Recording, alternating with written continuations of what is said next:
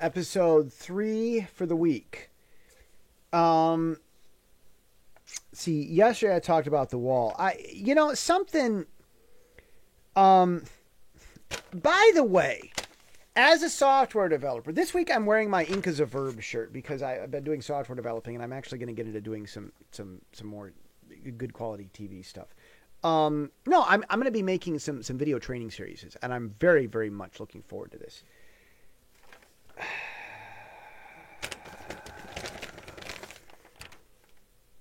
Taiwan.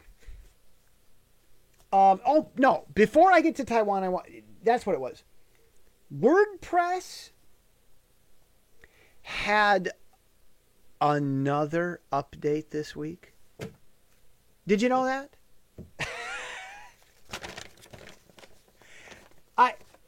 I mean, originally it was update to WordPress 5.0. Do it now. You've got to do it now. Now. That's what the software tells you. And you log in. Do it now. Update right now. And then like the next day it was 5.0.1.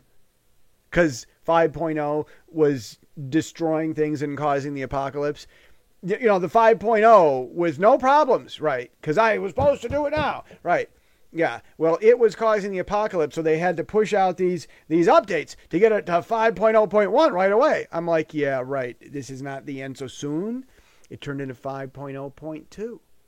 And then soon after that, it turned into 5.0.3. And then it was 5.3 for a while, and I finally said, okay, I think they dealt with enough of their problems. I updated to 5.0.3, no problem. Well, now it's 5.1. I'm not going to update to WordPress 5.1. No way. I'm going to wait until it's 5.1.6 or, whatever, until they get the bugs worked out of the bugs,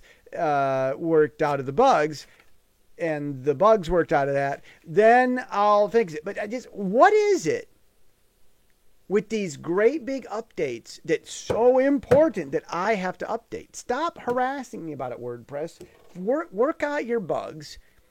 Get a stable release that's had no updates for a month because it's so awesome, and then ask me to update to that.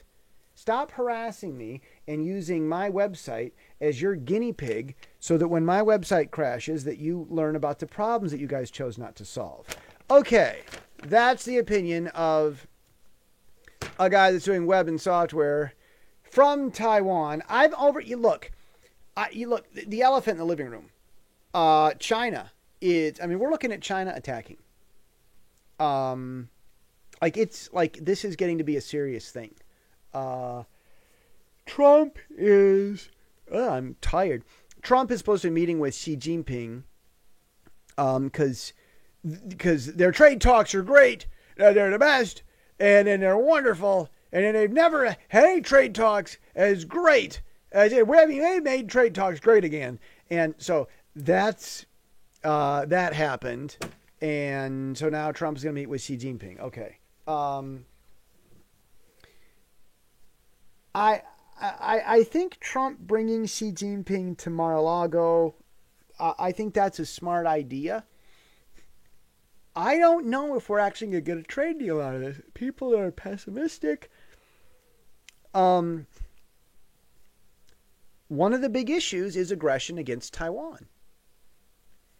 And I call me paranoid, but I feel like we've only got a matter of months, if that, before a war breaks out with China and Taiwan and the U.S. gets involved and hammers China. Now, with Trump meeting with Kim Jong-un and the U.S. and Korea getting closer, with Trump pulling his troops out of Syria and Afghanistan and stuff, Russia and North Korea do not have any reason to help China if China has a war with the United States.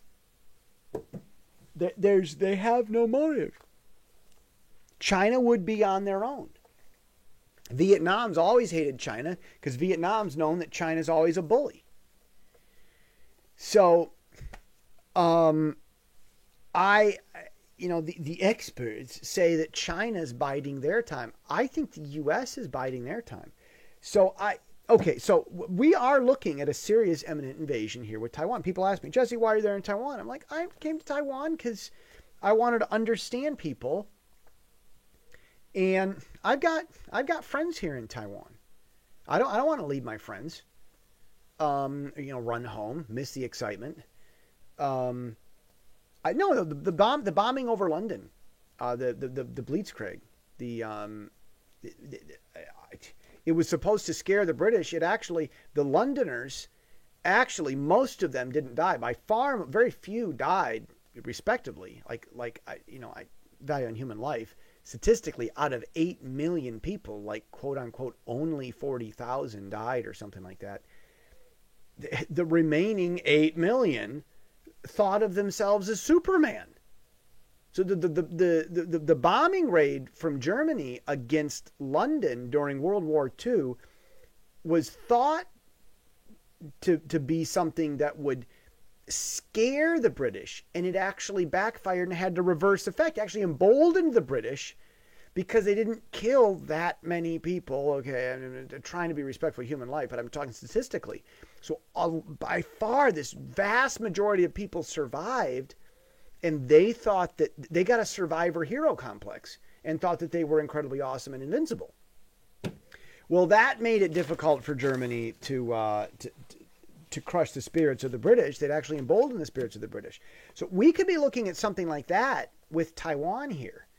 So, I mean, a lot's happened. Taiwan's president did an interview on CNN and warned the world about how dangerous China is.